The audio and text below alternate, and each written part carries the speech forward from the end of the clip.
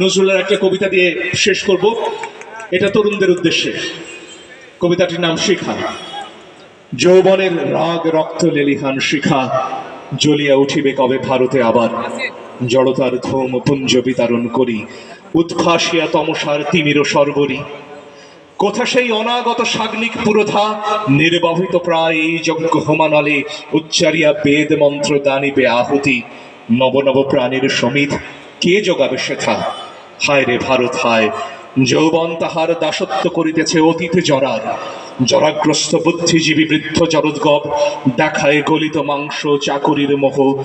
যৌবনের টিকা পরা তরুণের দলে আনিয়াছে একেবারে ভাগাড়ে শ্মশানে।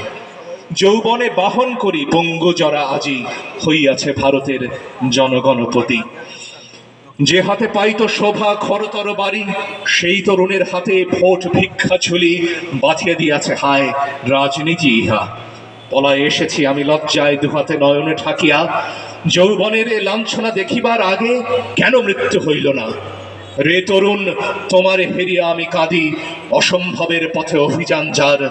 সুদূর ভবিষ্যতে দুর্মদ দুর্বার, সে আজি অতীত মারে মেলিয়া নয়ন। কেবলই পেছনে চলে নেতার আদেশে, তলোয়ার হইয়াছে লাঙলের ফলা। তোমাদেরই মাঝে আছে নেতা তোমাদের, তোমাদেরই বুকে জাগে নিত্য ভগবান। ভয়হীন দ্বিধাহীন মৃত্যুহীন তিনি, তোমারে আধার করি সেই মহাশক্তি।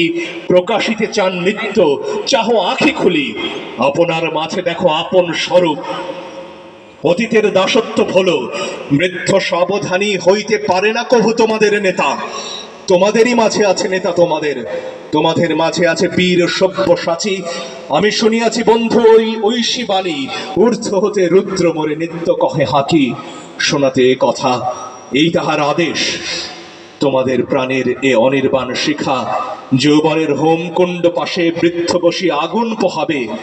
বন্ধু এ দৃশ্য দেখিতে যেন নাহি বাঁচি আর, সমাধি হইতে আর যেন নাহি উঠি প্রলয়ের আগে। অনেক ধন্যবাদ।